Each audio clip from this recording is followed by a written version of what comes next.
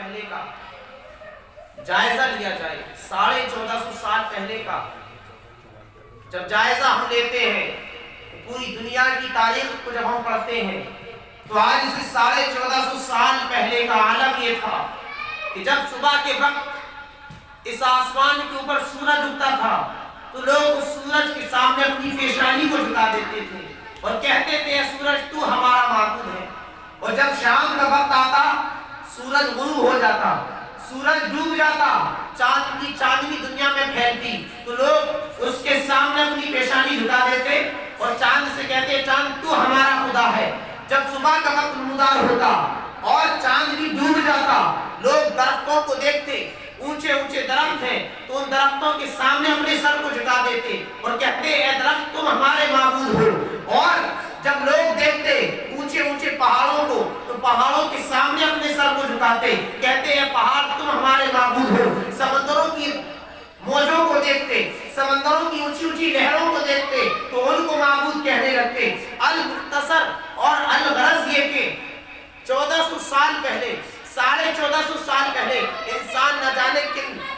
معبودان باطل کی پوجا کر رہا تھا، نہ جانے کتنے جھوٹے خود ساختہ انہوں نے اپنے ہاتھوں سے بنائے ہوئے معبود بنا لیے تھے جن کو خود اپنے ہاتھوں سے بنایا تھا۔ پیڑوں کو دیکھا تو کہا یہ ہمارے معبود ہے، چاند و سورج کو دیکھا تو کہا یہ ہمارے معبود ہے، سمندر کی لہروں کو دیکھا تو کہا ہمارے معبود ہے، درختوں کو دیکھا کہا ہمارے معبود ہے، مٹی کو دیکھا کہا یہ ہمارا معبود ہے، آگ کو دیکھا تو کہا یہ ہمارا خدا ہے۔ یعنی جن جن چیزوں کو وہ دیکھتے اور جو چیز ان کی نظر میں پاورفل نظر آتی، کوئی اپنے اندر خصوصیت رکھتی ہوئی نظر آتی، وہ اس کو خدا کہہ دیتے، اس کو معبود کہہ دیتے۔ اور اسی دنیا کا عالم یہ تھا 1450 سال پہلے کہ اس دنیا میں عورتوں کی کوئی عزت نہ تھی، عورتوں کا کوئی وقار نہ تھا، غلاموں کی کوئی عزت نہ تھی، غلاموں کا کوئی وقار نہ تھا، غلاموں کی کوئی حیثیت نہ تھی۔ جو ایک مرتبہ غلامی کی زنجیر میں جکڑ لیا جاتا، پوری زندگی غلامی کی زنجیر میں جکڑا رہتا، پھر اس کو آزادی کی مہلت نہ ملتی۔ اگر کسی باپ کا سایہ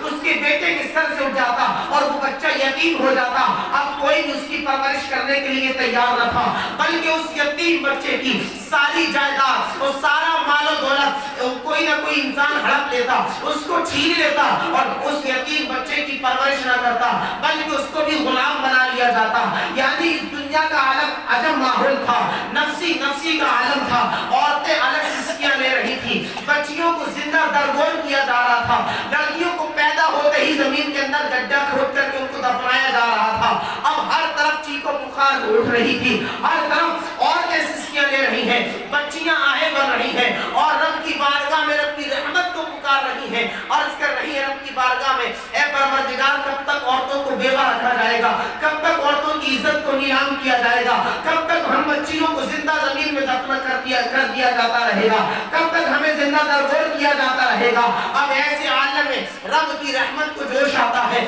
رب کی رحمت پکار اٹھتی ہے، اے دنیا والوں اب تمہیں گھبرانے کی ضرورت نہیں ہے، بلکہ اب ہم اپنے حبیب کو بھیج رہے ہیں، اپنے محبوب کو بھیج رہے ہیں۔ اب میرے آقا کریم صلی اللہ تعالی علیہ وسلم ہم گنہگاروں کے آقا، ہم گنہگاروں کی شفاعت فرمانے والے، اپنوں کے کام آنے والے، غیروں کے کام آنے والے، حضرت آمنہ کے لال، حضرت عبداللہ کے لقب جگر، حضرت عبد المطلب کے دل کے ٹکڑے، حضور آقا دو جہاں صلی اللہ تعالی علیہ وسلم مکہ مکرمہ کی سرزمین پر 12 ربیع الاول شریف کو میرے آقا اس دنیا میں تشریف لاتے ہیں، میرے آقا کی ولادت ہوتی ہے۔ اب جس دن میرے آقا کی ولادت ہوئی ہے، کون سا دن ہے میرے آقا کی ولادت کا، کون سا دن ہے میرے آقا کی پیدائش کا، تو دنیا کا ہر انسان جانتا ہے کہ میرے آقا سوموار کے دن تشریف لائے ہیں، پیر کے دن میرے آقا کی ولادت ہوئی ہے، اور کس شان سے میرے آقا تشریف لائے ہیں۔ اعلیٰ حضرت فرماتے ہیں صبح طیبہ میں ہوئی بجتا ہے بالا نور کا، صدقہ لینے نور کا آیا ہے تارا نور کا۔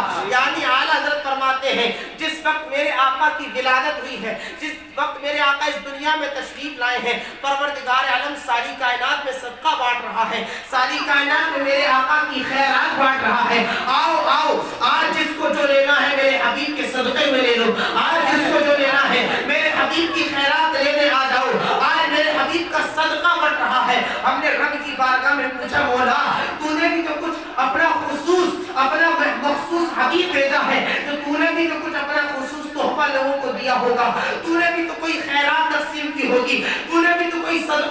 ہوگا؟ رب کی بارگاہ سے جواب ملتا ہے. ہم تاریخ کا اٹھا کر کے مطالعہ کریں, کتابوں کو اٹھا کر کے پڑھیں تو علماء نے لکھا ہے کہ اس سال پروردگار عالم نے مکہ مکرمہ کی سرزمین پر جس ماں کو اولاد عطا کی تھی, تو تاریخ میں ہمیں ملتا ہے اس سال پورے عرب میں کسی بھی ماں کے لڑکی پیدا نہیں ہوتی ہے, بلکہ ہر ماں کو اگر بچہ پیدا ہوتا ہے تو لڑکا پیدا ہوتا ہے, اگر اولاد پیدا ہوتی ہے تو لڑکا پیدا ہوتا ہے. پورے سال مکہ کی سرزمین پر کسی عورت نے لڑکی رنی نہیں ہے, لڑکی پیدا نہیں کی ہے, بلکہ ہر سال اس سال جو ہے جس سال میرے آقا کی ولادت ہوئی ہے اس سال ہر ماں کو رب نے بیٹا عطا کیا ہے. ہم نے رب کی بارگاہ میں سوال کر دیا, مولا آخر تو نے بیٹی کو پیدا کیوں نہیں کیا؟ اس پورے سال جس سال تیرے حبیب اس دنیا میں تشریف لایا ہے, لڑکی بھی تو مولا تیری رحمت بن کر اس دنیا میں تشریف لاتی ہے, لڑکی بھی تو تیری رحمت ہے, بیٹی تیری رحمت ہے, پھر تو نے اپنے حبیب کے آمد کے سال پر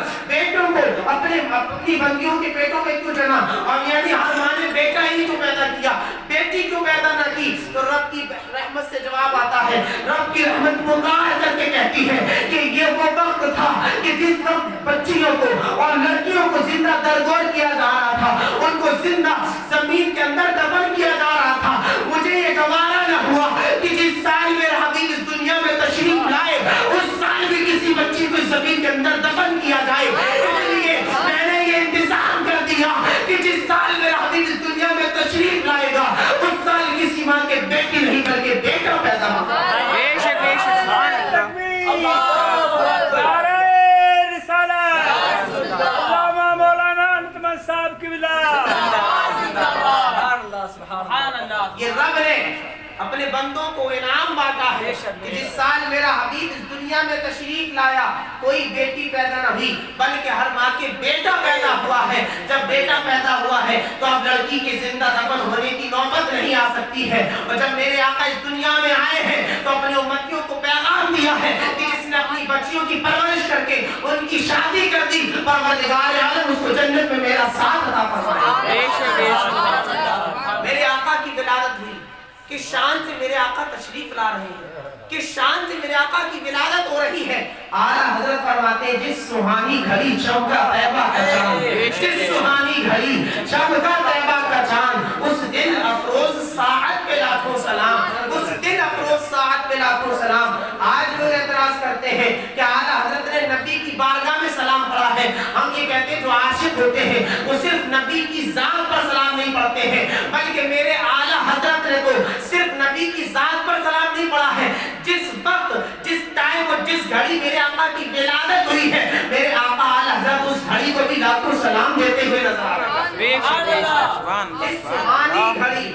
چمکا طیبہ کا چاند, یہ تو آسمان کا چاند ہے جو ہم دیکھ رہے ہیں, لیکن طیبہ کا چاند کوئی اور نہیں, آمنہ کا لال ہے جس کو رب نے طیبہ کا چاند بنایا ہے. اس لیے کہ جب تک آسمان پر چاند طلوع نہیں ہوتا ہے کائنات میں اندھیرا ہی اندھیرا ہوتا ہے, اور جیسے آسمان پر چاند کی چاندنی پھیلتی ہے روشنی پیدا ہو جاتی ہے. تو جب تک میرے آقا مدینہ نہ پہنچے تھے, جب تک میرے آقا طیبہ نہ پہنچے تھے تو یہ طیبہ طیبہ نہ تھا, یہ مدینہ مدینہ نہ تھا, بلکہ میرے آقا کی ہجرت سے پہلے اس مدینے کو یثرب کہا جاتا ہے.